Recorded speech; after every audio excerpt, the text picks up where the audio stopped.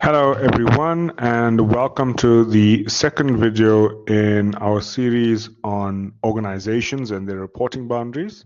If you haven't watched the first video, I would encourage you maybe to pause this video, go and watch that one. It's not very long, and then you can swing back and grab this video.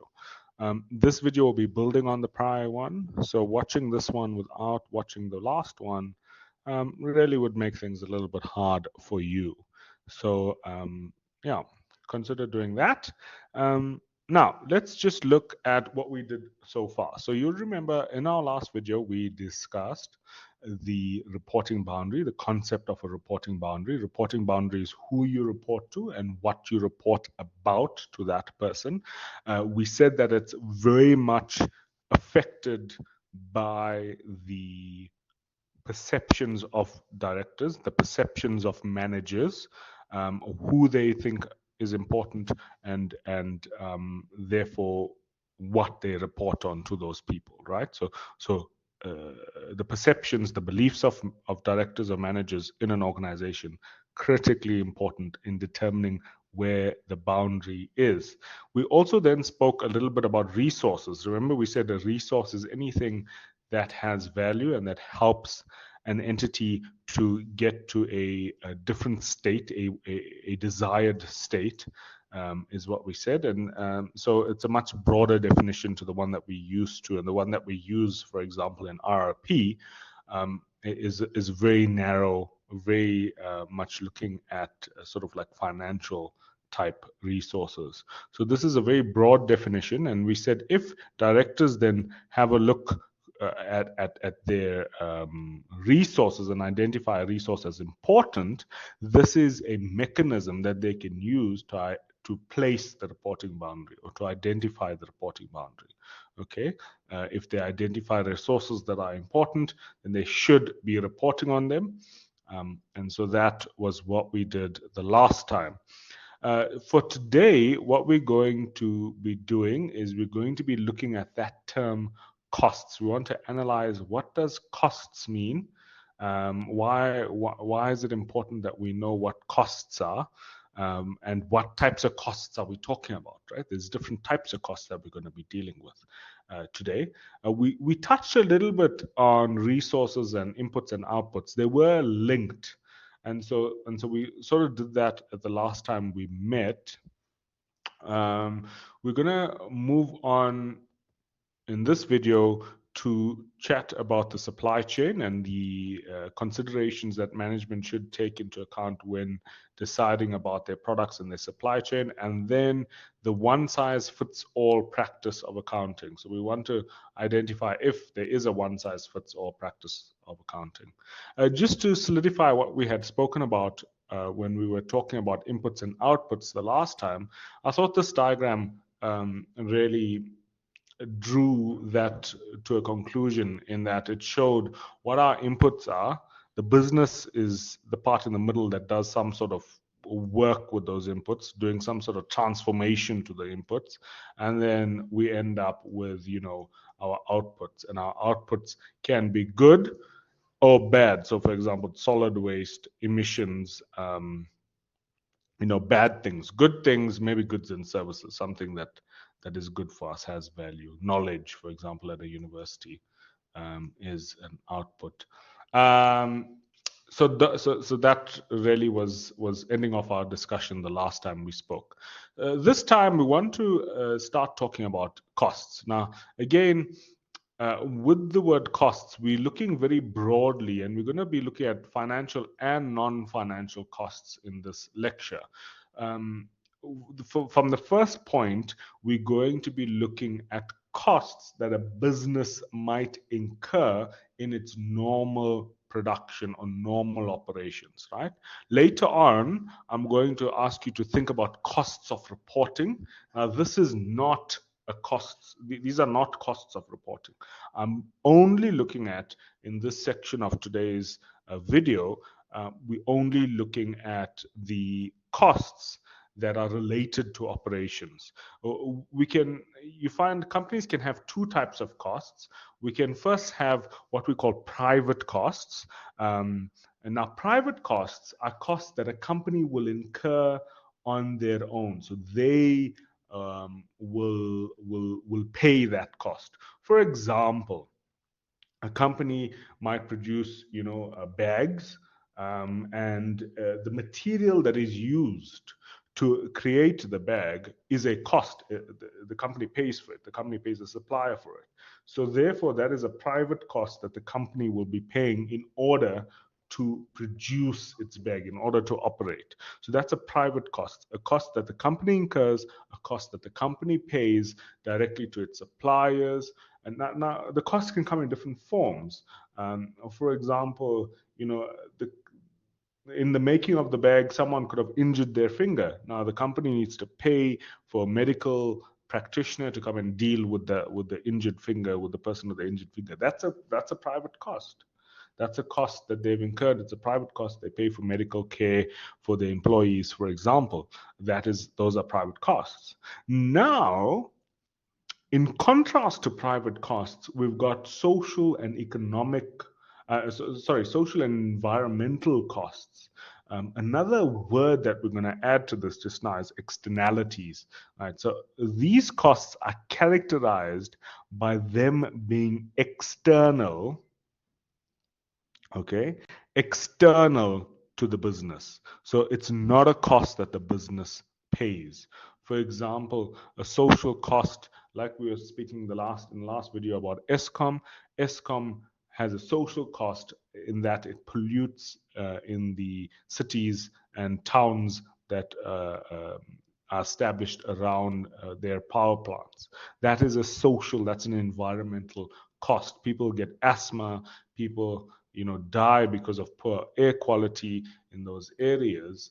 That is a social cost. Environmental costs, they damage plants, they damage birds, whatever. You guys are probably experts at that more than I am. So those are costs that are paid by someone external to the business. So the business is not paying it, external to the business. Therefore, we call those costs externalities. Right? So that is maybe a new word for some of you. It's a word that we'll actually learn about in detail in your economics course. Externalities are costs that really capture every cost in production that is not paid by the company. Now, it's interesting that externalities in some cases can become private costs. For example, you can have ESCOM that is constantly polluting the environment, and then they get fined by the government. That is an example of an externality where the people that are living around the ESCOM power plant was paying for the production of that electricity. And what has happened is the government has taken that externality and converted it into a private cost that ESCOM has now been fined and needs to pay, a fine. It's a private cost. So it's not impossible for a cost to change from being an externality to a private cost. And sometimes, in rare cases, you can have a private cost that now becomes an externality. For example, you can have a situation where a company would have normally cleaned up, let's say, the water that they use before they put it back into the river system, but then all of a sudden the company decides, I don't think we need to clean this water. Let's just dump the dirty water that comes out of our production cycle into the river system. So that was a private cost that they had previously had that they now make an externality. So that's a rare, that happens less, but it does happen. So the reporting on these externality costs is in its infancy, in that most of it doesn't get accounted for and therefore does not get reported. Right? So I've got sort of like a quote in our class notes, and I say if something is not measured and reported about, it just gets forgotten. right? And so there are some externalities that do get forgotten regularly by organizations in South Africa and around the world. Um, and so what we're trying to do as accountants is we're trying to move ourselves, move the needle closer to getting the complete externalities captured and reported. Now, that has a material effect on the way a company, an organization operates. Why? Because when we have externalities that are then captured and recorded, what it means is it means that the cost of the good would go up, right? The costs of goods will go up if we have someone that's accurately capturing, recording, and accounting for externalities. For example, the electricity that we buy, I keep going back to the ESCOM one because it's so easy for us to all understand. The electricity that we buy costs a lot more than what we pay for it, right? And people are surprised when they hear that. Electricity costs much more than what we pay for it. And that's because there's a lot of pollution that takes place in the production cycle that is not accounted for, that's not included in the price. As you know, companies, a lot of companies, and in RRP 100, you guys have been learning about a cost plus markup or a markup on cost, which is where they take the cost and add a percentage, and then that's what their selling price is.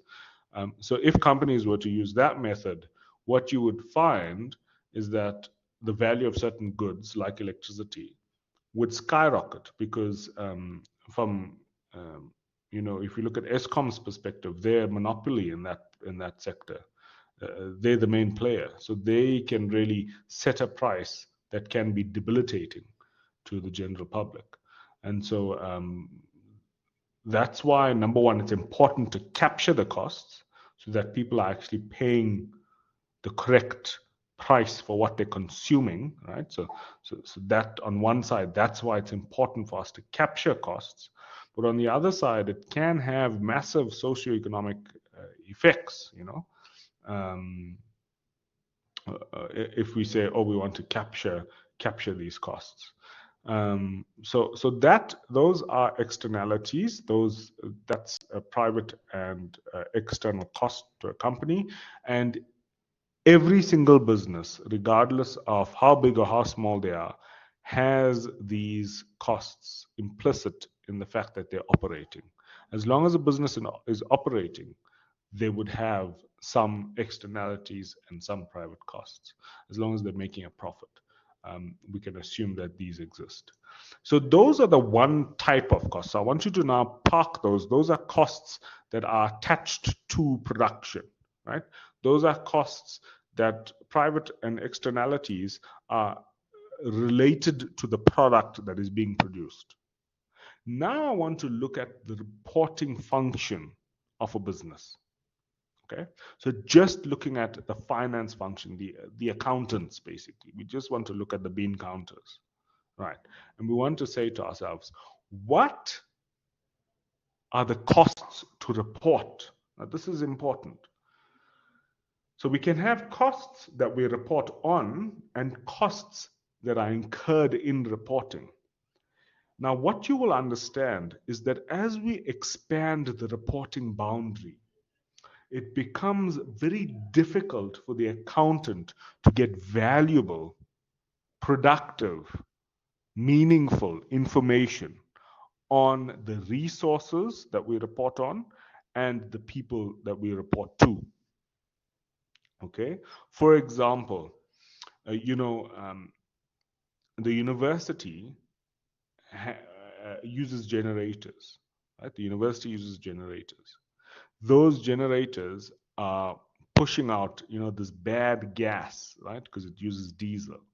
So the question is, how is that bad air, that pollution, affecting people living in Brooklyn studios? What is the relationship? What is the cost? Now, the university can spend lots of money to send researchers to constantly go and test the lung capacity and breathing ability of people living in Brooklyn studios across the road, right?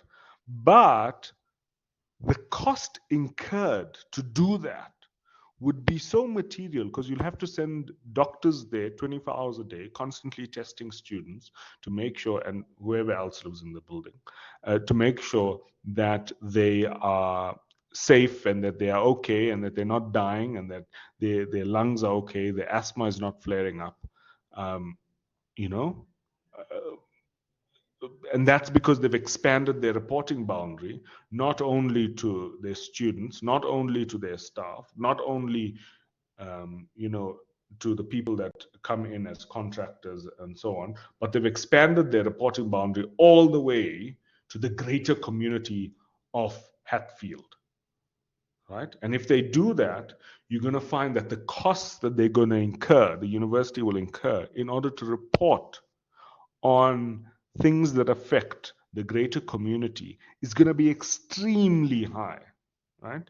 Because you're going to need specialized ecologists, you're going to need specialized medical professionals to go out and gather this data, okay?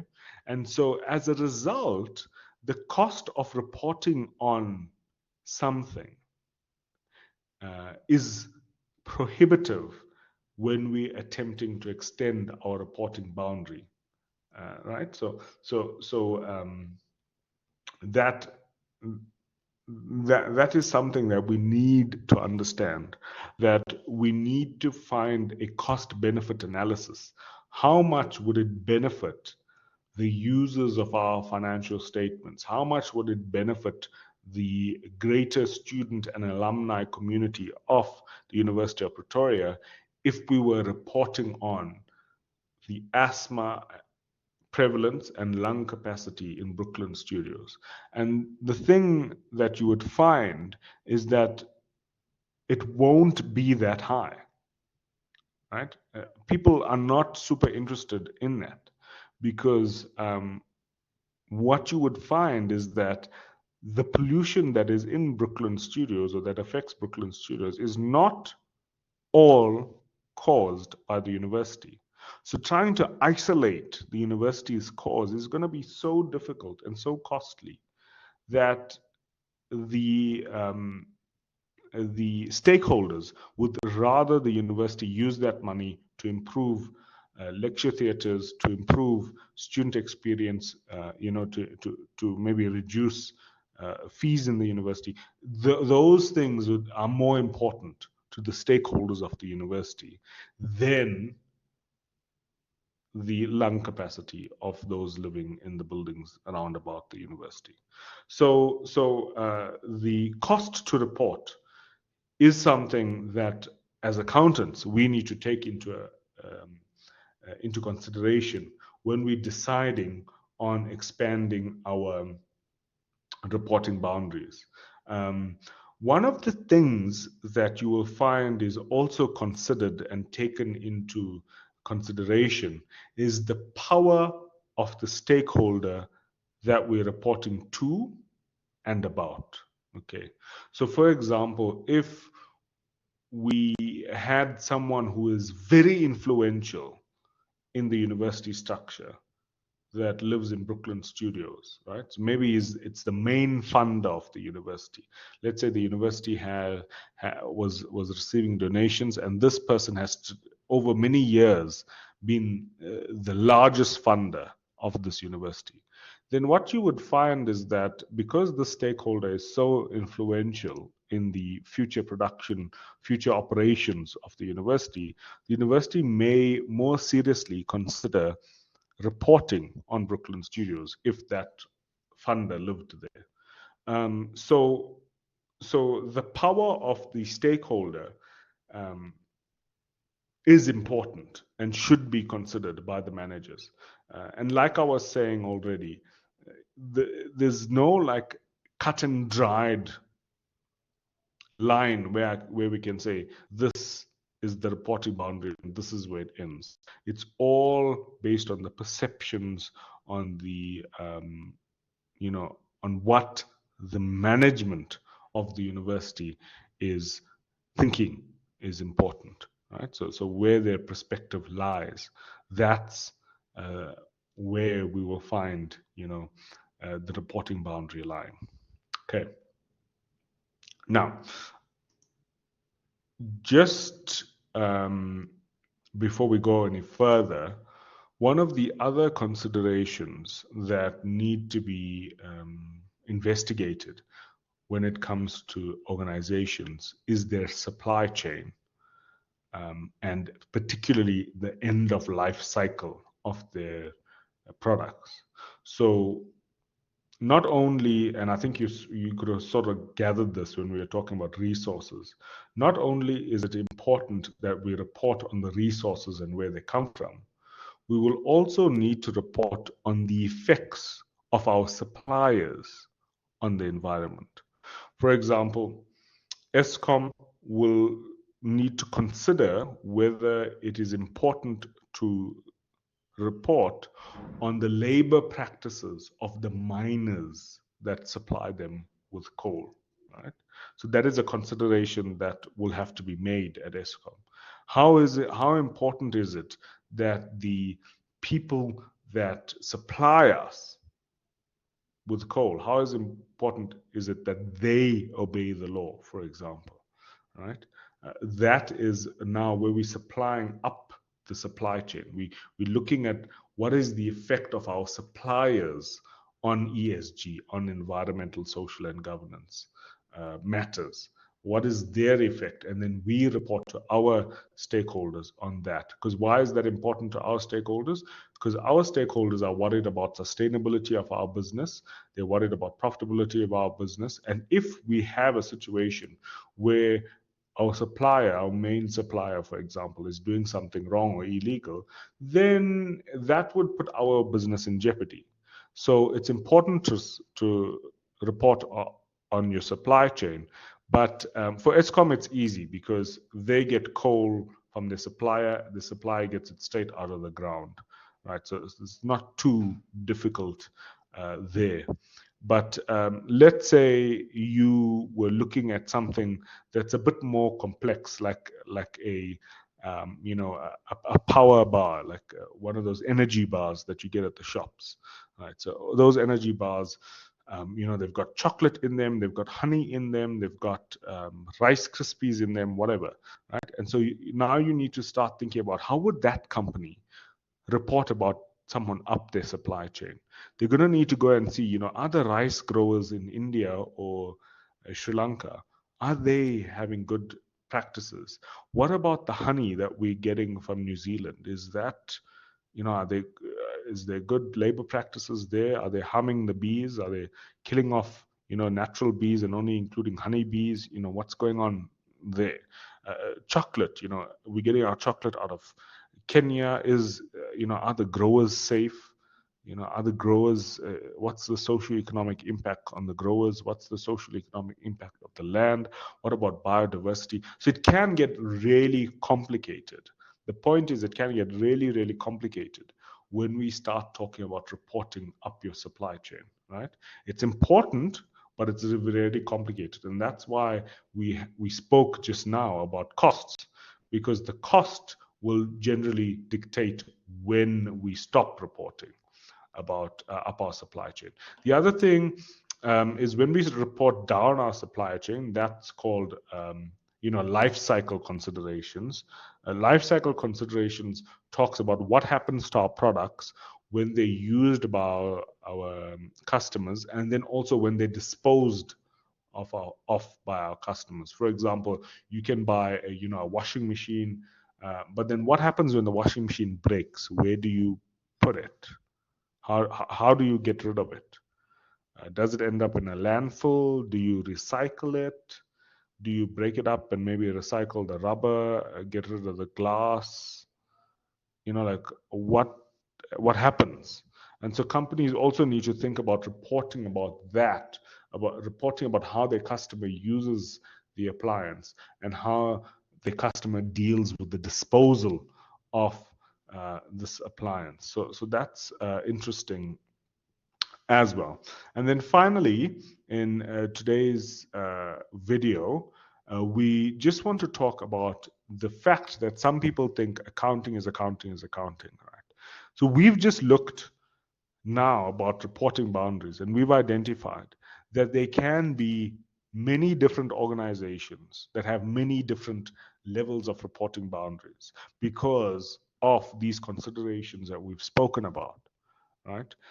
People, managers will be deciding on all of this, and so we've identified that it's not so easy to have a cut and dried situation where we decide, is this reporting boundary um, right or wrong, and is it there or not there?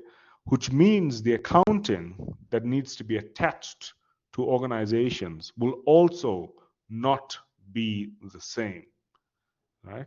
So accounting is not a one size fits all profession.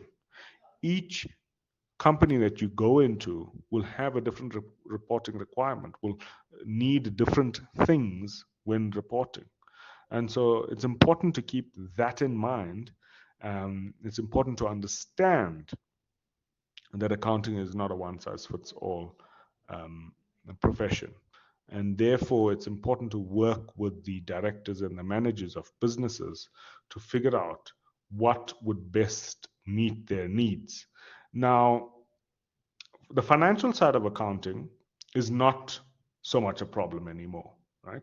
Because we've got accounting standards that clearly set out what we need to do, how we need to do it. They're very detailed for the most part, and that's a good thing. Um, but when it comes to social and governance reporting and even environmental reporting, then we like sort of in the wild, wild west. There's not many authoritative standards. In South Africa, we're lucky we've got King 4 on the governance side. But when it comes to environmental and social, we might say that we've got some reporting frameworks that we can use, but none of them are, widely globally accepted. There's a new one being worked on. I said in the last video, there's a new one being worked on by the International Accounting Standards Board. So it's a bit difficult for us to report on those ESG matters, on the environmental, social, and governance matters, because it's so difficult to identify what we report and how we report, you see. So it's important to understand that accounting is not a one size fits all practice. Okay, so that brings us to the end of this video. Guys, I want you to please ensure that you come back and watch the next video that is in the series. That would be the last video that we're going to look at. And please, if you have any questions, just go straight to the content cards under your contacts, contact cards under your contacts, and click on my name. You're going to see a little thing that will pop up where you can book an appointment with me for consultation. So please feel free to do that. I'm always eager to meet you. And if you just have like a quick question, you can just swing by my office, and if I'm available, I'll be more than happy to chat to you. Okay, thank you, and make sure you watch the next video. Bye.